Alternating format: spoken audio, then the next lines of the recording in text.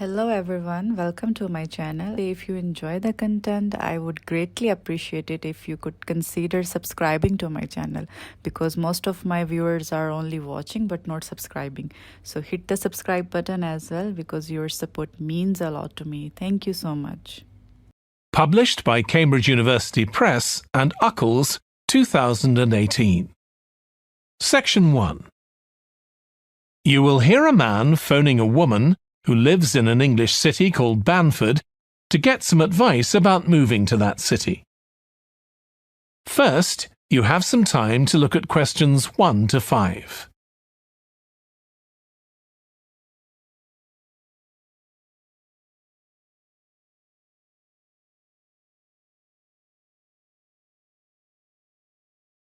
Now we shall begin. You should answer the questions as you listen because you will not hear the recording a second time. Listen carefully and answer questions 1 to 5. Hello, Linda speaking. Oh, hi, Linda. This is Matt Brooks. Alex White gave me your number. He said you'd be able to give me some advice about moving to Bamford. Yes, Alex did mention you. How can I help? Well, first of all, which area to live in? Well, I live in Dalton, which is a really nice suburb. Not too expensive, and there's a nice park. Sounds good. Do you know how much it would be to rent a 2-bedroom flat there? Yeah, you should be able to get something reasonable for £850 per month. That's what people typically pay. You certainly wouldn't want to pay more than £900. That doesn't include bills or anything. No, that sounds all right. I'll definitely have a look there. Are the transport links easy from where you live? Well, I'm very lucky. I work in the city centre, so I don't have to use public transport. I go by bike. Oh, I wish I could do that. Is it safe to cycle around the city? Yes, it's fine. And it keeps me fit. Anyway, driving to work in the city centre would be a nightmare because there's hardly any parking. And the traffic during the rush hour can be bad. I'd be working from home, but I'd have to go to London 1 or 2 days a week. Oh, that's perfect. Getting to London is no problem. There's a fast train every 30 minutes, which only takes 45 minutes. That's good. Yeah, the train service isn't bad during the week, and they run quite late at night. It's weekends that are a problem. They're always doing engineering work, and you have to take a bus to Haddam and pick up the train there, which is really slow. But other than that, Bamford's a great place to live. I've never been happier. Before you hear the rest of the conversation, you have some time to look at questions 6 to 10.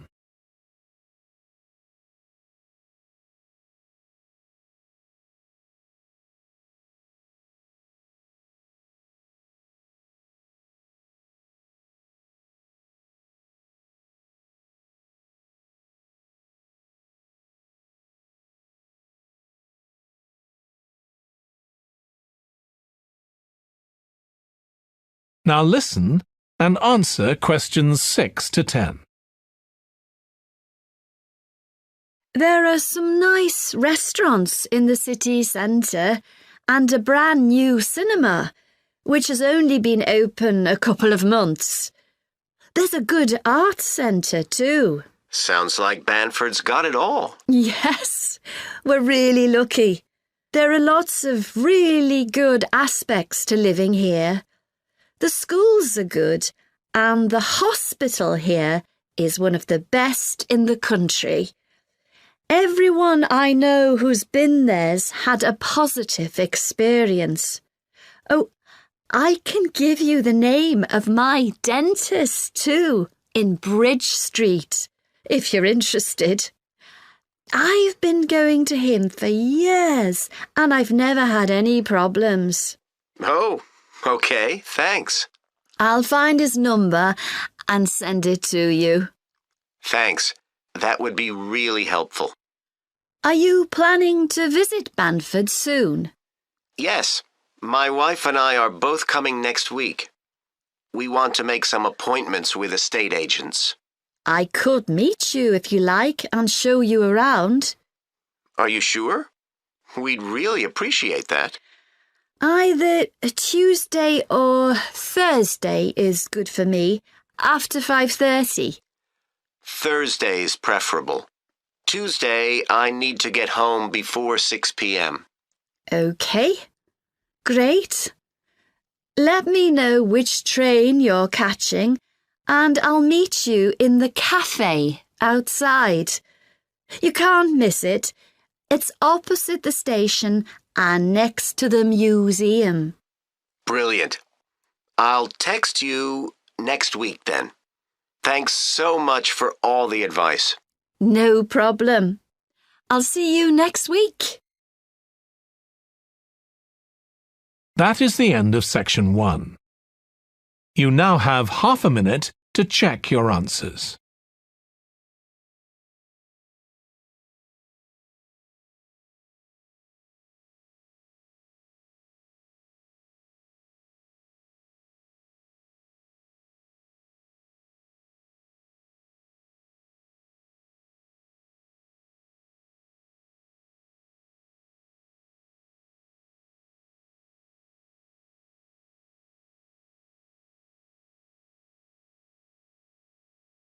Now turn to section 2.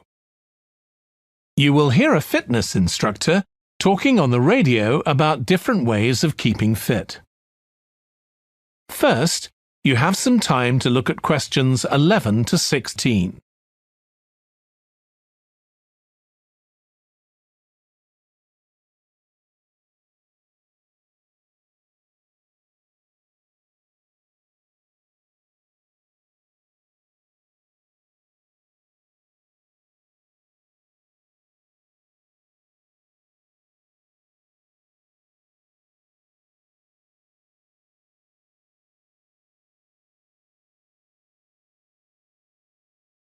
Now listen carefully and answer questions 11 to 16.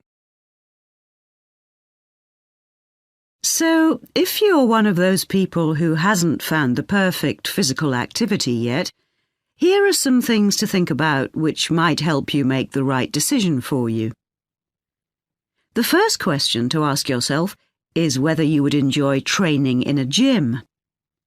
Many people are put off by the idea of having to fit a visit to the gym into their busy day. You often have to go very early or late, as some gyms can get very crowded.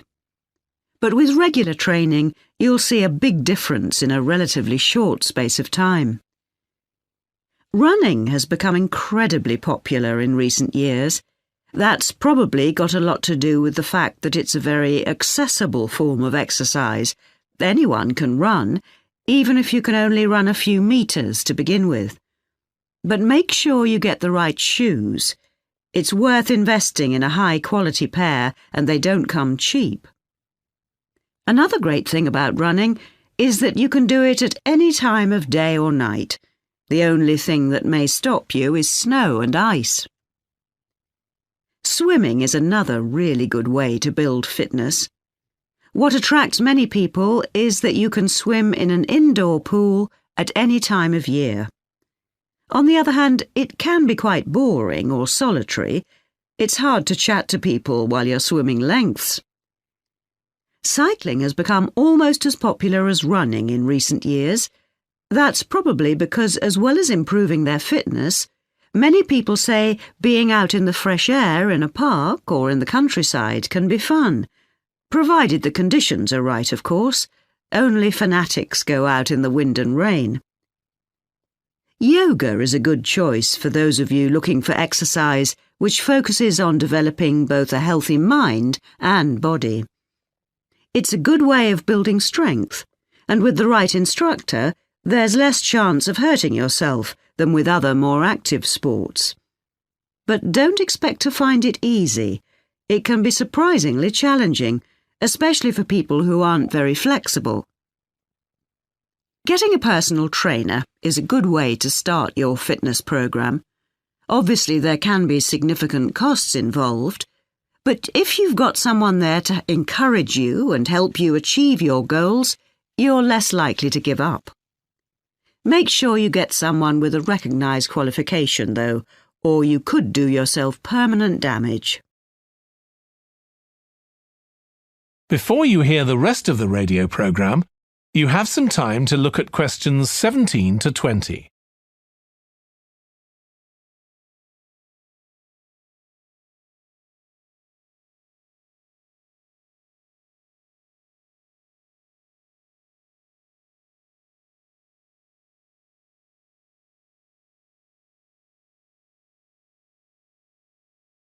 Now listen and answer questions 17 to 20.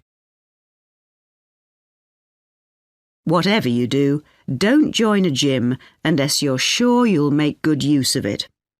So many people waste lots of money by signing up for membership and then hardly ever go. What happens to their good intentions? I don't think people suddenly stop caring about improving their fitness or decide they have more important things to do. I think people lose interest when they don't think they're making enough progress. That's when they give up hope and stop believing they'll ever achieve their goals. Also, what people sometimes don't realise when they start is that it takes a lot of determination and hard work to keep training week after week, and lots of people don't have that kind of commitment. One thing you can do to help yourself is to set manageable goals. Be realistic and don't push yourself too far. Some people advise writing goals down, but I think it's better to have a flexible approach. Give yourself a really nice treat every time you reach one of your goals. And don't get too upset if you experience setbacks. It's a journey. There are bound to be difficulties along the way. That is the end of section 2. You now have half a minute to check your answers.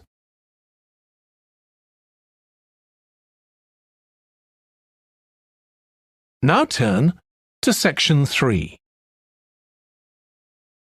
You will hear a textile design student called Jim discussing his project on using natural dyes for colouring fabrics with his tutor. First, you have some time to look at questions 21 to 24.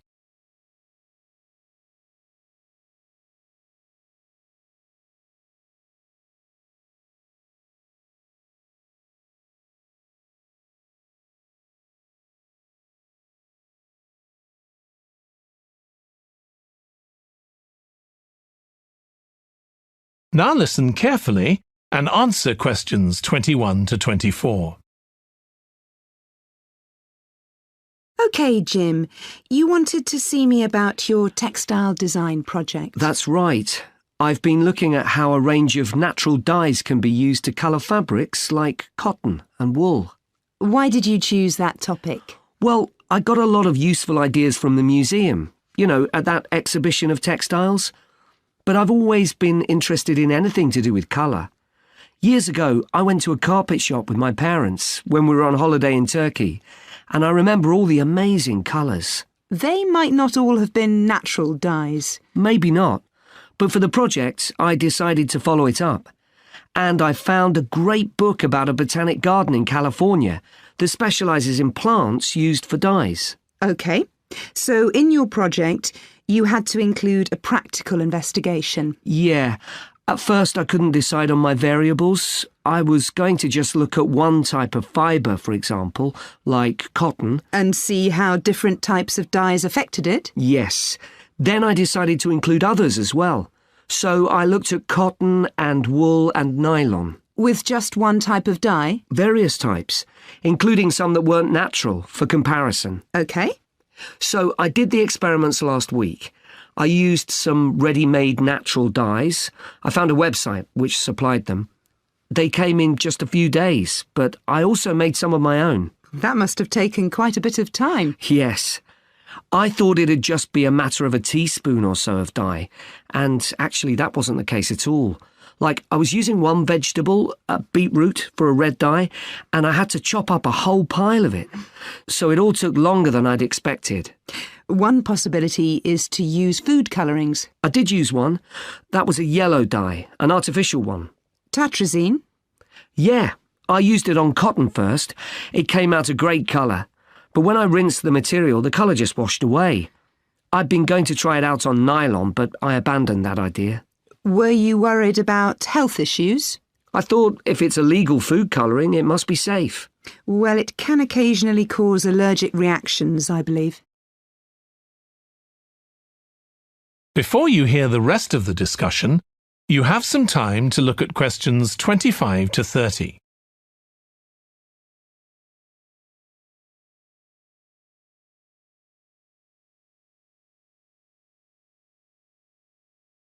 Now listen and answer questions 25 to 30.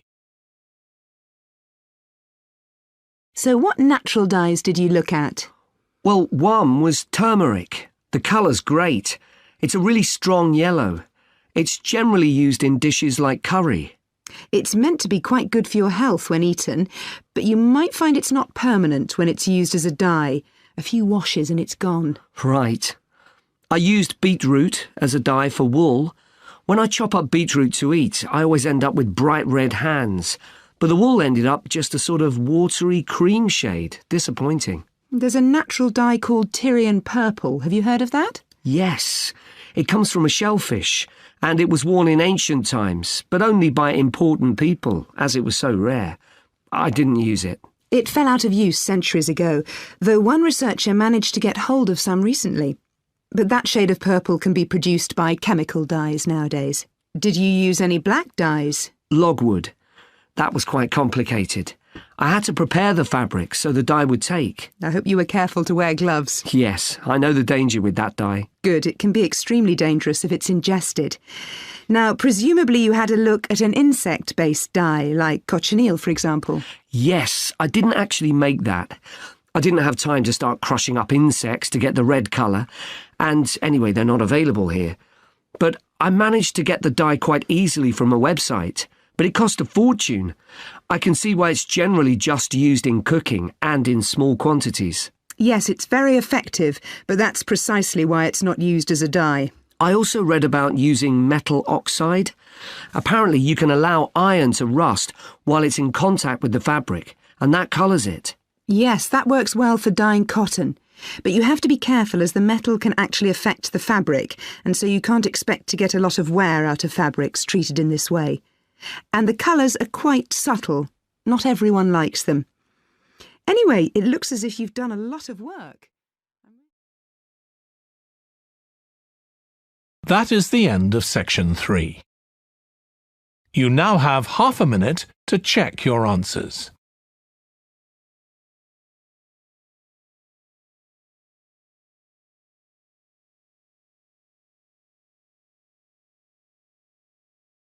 Now turn to section 4.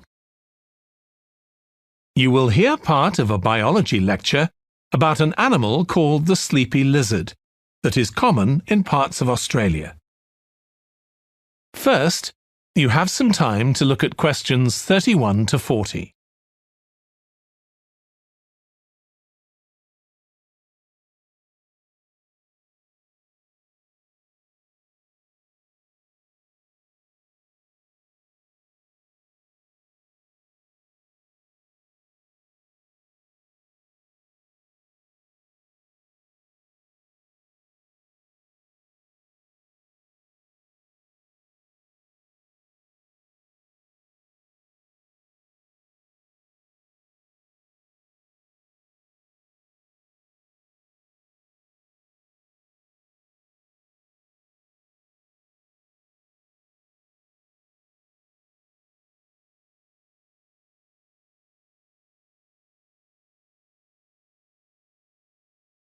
Now listen carefully and answer questions 31 to 40.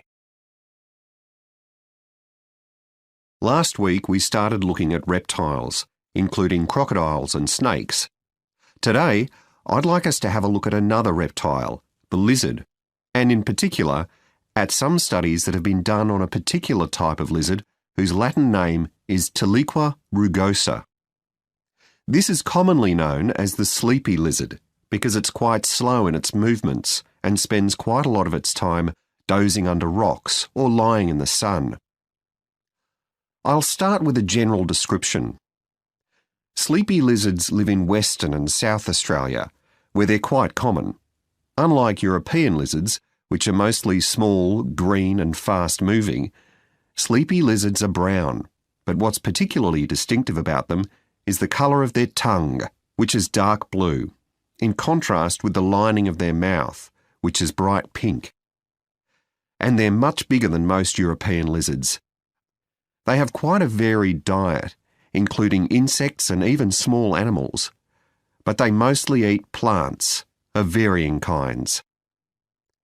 Even though they're quite large and powerful, with strong jaws that can crush beetles and snail shells, they still have quite a few predators. Large birds like cassowaries were one of the main ones in the past, but nowadays they're more likely to be caught and killed by snakes. Actually, another threat to their survival isn't a predator at all, but is man-made. Quite a large number of sleepy lizards are killed by cars when they're trying to cross highways. One study carried out by Michael Freak at Flinders University investigated the methods of navigation of these lizards. Though they move slowly, they can travel quite long distances. And he found that even if they were taken some distance away from their home territory, they could usually find their way back home as long as they could see the sky. They didn't need any other landmarks on the ground.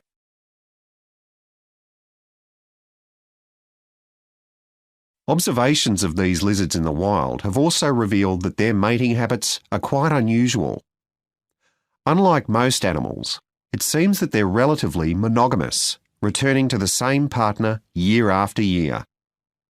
And the male and female also stay together for a long time, both before and after the birth of their young. It's quite interesting to think about the possible reasons for this. It could be that it's to do with protecting their young. You'd expect them to have a much better chance of survival if they have both parents around. But in fact, observers have noted that once the babies have hatched out of their eggs, they have hardly any contact with their parents. So there's not really any evidence to support that idea. Another suggestion's based on the observation that male lizards in monogamous relationships tend to be bigger and stronger than other males. So maybe the male lizards stay around so they can give the female lizards protection from other males. But again, we're not really sure. Finally, I'd like to mention another study that involved collecting data by tracking the lizards. I was actually involved in this myself. So we caught some lizards in the wild and we developed a tiny GPS system that would allow us to track them, and we fixed this onto their tails. Then we set the lizards free again, and we were able to track them for 12 days and gather data, not just about their location, but even about how many steps they took during this period. One surprising thing we discovered from this is that there were far fewer meetings between lizards than we expected. It seems that they were actually trying to avoid one another. So why would that be? Well, again, we have no clear evidence, but one hypothesis is that male lizards can cause quite serious injuries to one another. So maybe this avoidance is a way of preventing this, of self-preservation if you like. But we need to collect a lot more data before we can be sure of any of this. That is the end of section 4. You now have half a minute to check your answers.